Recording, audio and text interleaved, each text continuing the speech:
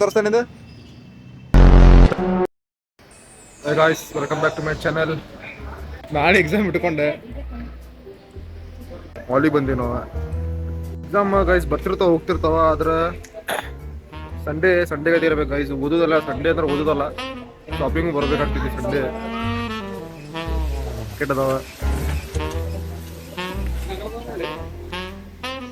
ನಾಳೆ ಎಕ್ಸಾಮ್ ಇಟ್ಕೊಂಡೆ.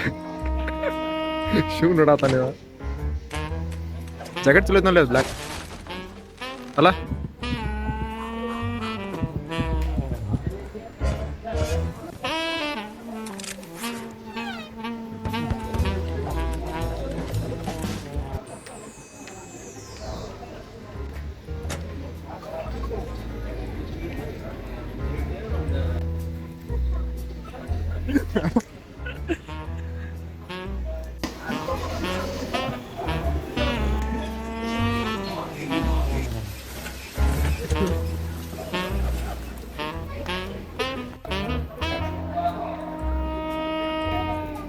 ₹1700 ಹೋಟೆಲ್ ಅಂತ ಏನಿಲ್ಲ.